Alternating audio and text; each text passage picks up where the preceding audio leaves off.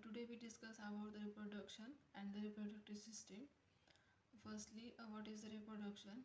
It is the fundamental biological process in which existing organisms produce the exactly similar offspring like them.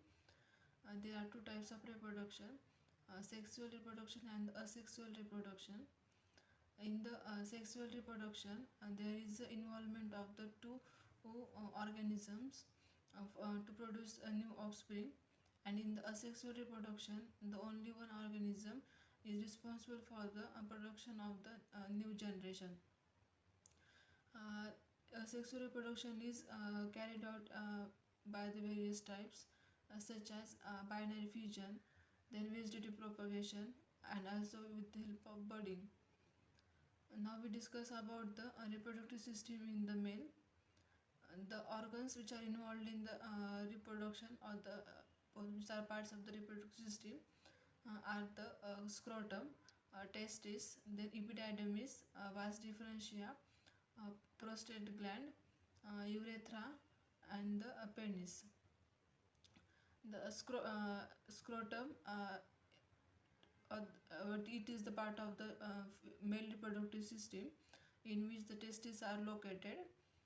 The testis and the penis are present outside the body because for the production of the sperm there is requirement of the less temperature than the body temperature. When once the sperm is formed in the testis, then it is stored for some days in the epididymis. The main function of this epididymis is the storage of the sperm for the maturation of the sperm. Once the sperm is matured, then it transported to the prostate gland, vasa deferens. Then prostate gland also secretes some type of fluid. Then it transferred to the urethra through the out of the body. And then also there is one type of gland, that is a seminal vesicle, which also secrete the fluid which is responsible for the to produce the energy for the movement of the sperm. Then we discuss about the this is all about the male reproductive system. Then after that, female reproductive system. The internal parts of the female reproductive system are the two ovaries, then two fallopian tubes, then a uterus, and the vagina.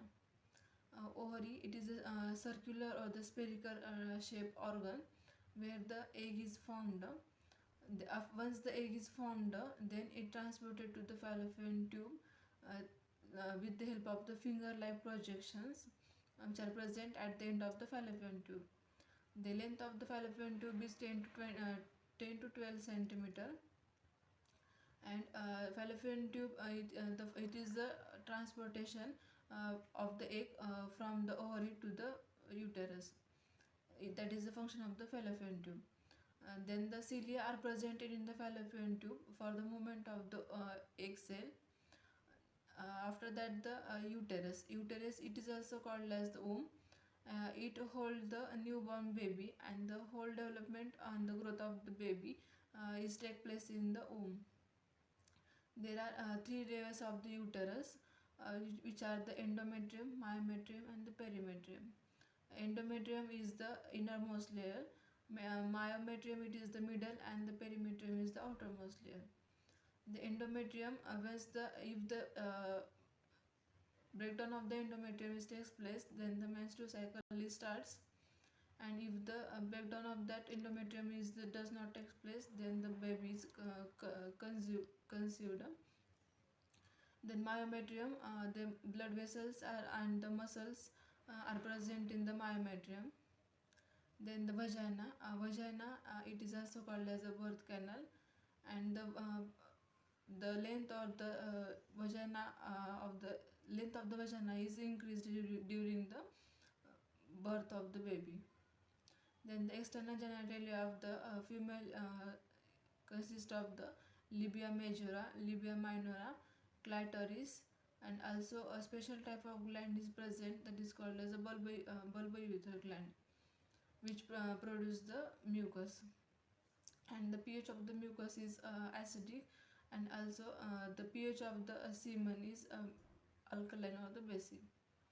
This is all about the female and the male reproductive system. Thank you.